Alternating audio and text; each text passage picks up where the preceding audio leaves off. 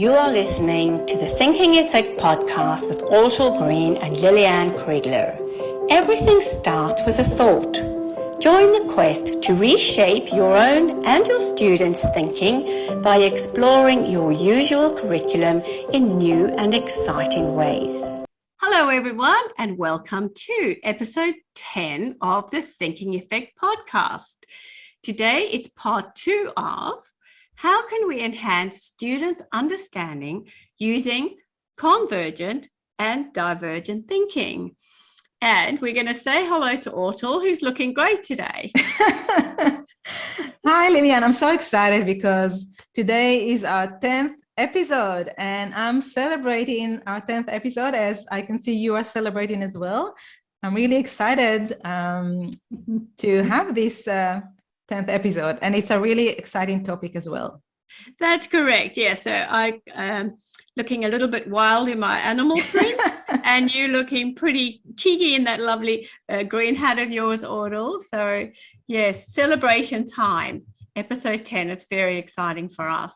So yes, as we discussed in our previous episode, we were talking about convergent and divergent thinking in a pretty general way. We had a fabulous example of this thinking from Ortal, where she suggested that students maybe open an ice cream shop and come up with 50 flavors of ice cream, but then very carefully to select the 10 which will make their shop very successful. So we're going to just carry on with that idea today within the classroom. Yeah, and if you missed episode number 9, please go on and listen to it. It will give you the background you need for episode number 10. That's right. So we were thinking, you know, when you, as an educator, when you present a topic, sometimes you don't open it up as much as is possible with your students. And I mean, we know that teachers are marvelously creative in the classroom, and some of the time, maybe what we are telling you, you know already. So for us, it's more just about refining or just having a little bit more discussion around that. But one of the things we all have to do at some stage is teach the children about fractions. And this can happen, you know, very, very early on, from kindergarten all the way through to senior students, where they have to work with this idea of what is a part, what is a whole. And, you know, fractions all relate to this idea of proportion. How much of something are we talking about? So it's always an interesting topic to work with children. Do you have any ideas about how we might do that in the classroom, Ortal? Yeah, definitely lots of excellent ideas. But before that, I just want to touch again on what it is. So as you mentioned, Liliane, it's a lot about providing an environment for your students where they can develop their creative thinking and expand their thinking and explore new topics in many different ways. So not being confined to one particular way of exploring, let's say, fractions. And it is very important to provide your students with activities that require divergent thinking and activities that requires convergent thinking. Because when you allow them to diverge, you're basically providing them with a voice and agency in a way that students lead their learning. And another thing that is important about it is that you allow them to learn in their own way. And as we know, people are different and we all have our own learning style that suits us the most, or where we learn best. And by providing your students the opportunity to diverge and maybe choose a path that's more suitable for them to learn a particular topic, then you allow them to have deeper learning experience and to understand better that topic at hand. And fraction is a great topic to discuss as part of this episode. So thank you, Liliane.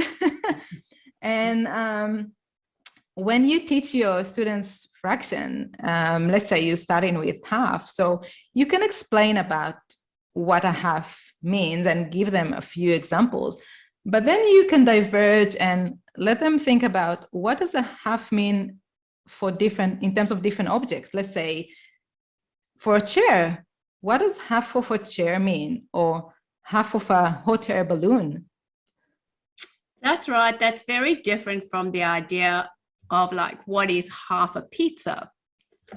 You know, I think sometimes when students encounter these new ideas about what is a half, they might only get one or two or three examples or models, and that kind of becomes how they will always think about this concept. But what you're saying, you know, pizza is kind of symmetrical. You can cut it in half and you can see it. And I think it's a very simple thing. And maybe that's where you start in the classroom with students.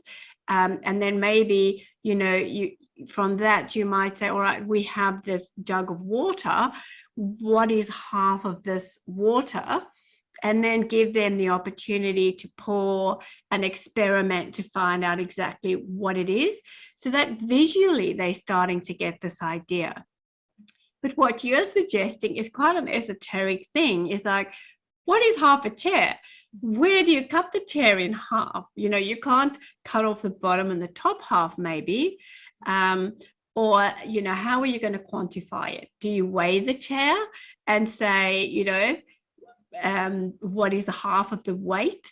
It's a very, very open question, and it just makes the students think at another level. Yeah, exactly. And you can take it even further. You can ask them, give them with a more divergent task by, for example, draw the number 8 on your whiteboard and ask them, how can you cut it into half? How many different ways can you find to cut the number 8 in half? And there are many, many different ways to do it. And this is how you help them think creatively and then gain a better understanding on what it means to have a half of something and how can you go about it in different ways. And for older students, you can also look into what does it mean to cut in half a space. Let's say the classroom space or any other space, because there's a lot more to think about when you're thinking of a space and how you cut it into smaller pieces. Yeah, so what we're talking about is diverging the idea of maybe what a half is. Part of this divergence, though, is to give the students opportunities to capture the information in different ways. So, you know, if it's the young children and they're capable of drawing, perhaps they draw the two halves of the pizza. So that you know, that modality is pictorial. But as the children get older, you might ask them to use the number system, you know, like 1/2. So 2 parts of the whole, because some students will go through the whole of school, and if they see something as like 1/16, they might think it's bigger than 1/2 because they've never really learned how to do that notation and to understand it properly. So when we start thinking about how we capture the information, it's really great if they have a variety of ways. So if they work from the pictorial or even the photographic, you know, get them to photograph all these different kind of halves before we show them even how you write it. Because every single subject on earth has its own vocabulary, its own alphabet, and its own way of being presented. And if you don't understand that language of mathematics, you're going to go awry. So giving the children this opportunity to actually capture the information in different ways is also divergent. But it leads to great convergence because they see that all of these different examples all mean that they're 2 equal parts in some way, you know, and so that they're getting that divergent understanding, but you're offering them many more opportunities to witness it, experience it, and represent it.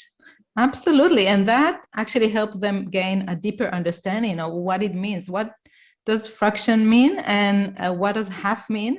And it leads to a much better learning experience. And another activity, once you provide your students with different ways to explore, let's say, what is a half, you can give them another activity that kind of galvanize their learning and also let them experience divergent and convergent thinking. You can ask them, how might you explain fractions?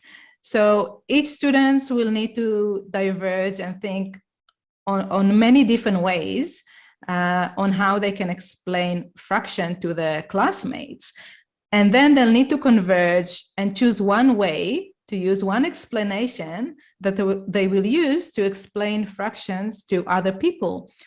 And then you can ask your student to share their explanation. And by doing so, they actually internalize the learning and also learn how to express their new learning, which means they'll gain a much deeper understanding on fractions. And everyone will benefit, obviously, from hearing different ways to talk about and explain fractions. Yes, you're picking up on an idea which we've discussed in the past, which is giving the students this real opportunity to articulate their understanding, because, as we'll just quick summarize, children can hear information and we think that they've understood it, but until they can actually draw out those concepts from their own understanding, name what they're seeing, and be able to share it with others, they may not have fully consolidated that work. So giving them, again, as you say, the opportunity, and they can do this again in a lot of different ways. They can talk to somebody else, they can do it in a little video. In this era of everybody being able to publish or create videos, or there's some fantastic ways that students can represent their knowledge.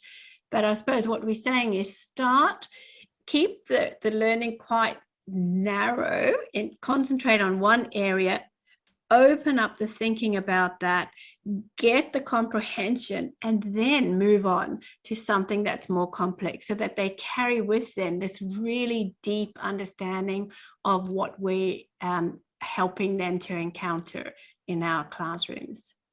Exactly, yeah. And yes, they have many different ways to express their learning and thinking, and we should encourage them to choose the right way for them, whether it's by drawing, or, like you said, making a video, or maybe making a song about it, or maybe rapping about what fraction is, right? Speed it up. This is a half tone. This is a quarter tone. This is a... And then you do the real rap, which is probably, 1/64. Fantastic. Well, Ortal, I think having had the example of the fractions, teachers are able to see that, all the time we're using these two kinds of thinking, but we need to be aware of when we're doing it. When are we offering them this opportunity to go wide, and when are we asking them to come back, evaluate, and to really express the specifics of what they've learned? And those two, they're like a bit of a helix. You want to do that all the time, but being aware, you're aware of it, your students are aware of it, and that's when it's going to work best. Exactly. And we are looking forward to hearing from all of you about your experience with convergent and divergent thinking in your classroom. And I really want to hear that someone did a rap on fractions. Yes. I would love to get my hands on that video. So please write to us to the Thinking Effect podcast at gmail.com. Again, the Thinking Effect podcast at gmail.com. And I think we have a lovely surprise for one of our listeners, right, Eliane? Yes, and thank you so much for those who've been writing to us. We just love hearing from you. So, I've put up the back of my book. Well, Ortal, one lucky listener will receive my book, Educhameleon, written for teachers. And inside the book is a special code. So if you activate that code, you can download the illustrations of the book in full color, and also a whole bunch of very handy Educhameleon lists. So that is about, well, all kinds of play ideas, thinking skill ideas, all sorts of information handy for teachers. So have a look for the special code at the back of the book. And we, now also, you know, have we said already what our next episode Not is? yet, but first, what a fantastic offer. So all of you educators around the globe, I would rush and write to us to receive that wonderful book with that special offer. Sounds fantastic. Awesome. Yeah, our next episode, episode number 11, is all about how can we help students select criteria for evaluation. So we spoke about critical thinking and the need to assess and evaluate ideas. And in the next episode, we're gonna share with you how can you support your student in selecting criteria for evaluation. Yes, that's right. I mean, it's so easy to say to students, you need to evaluate this and tell us which is the most important, but on what basis do they make that decision? So, you know, really sorting out the criteria to do that is a fantastic thinking skill. Absolutely. So we'll see you next time. Thank you. Goodbye. Bye.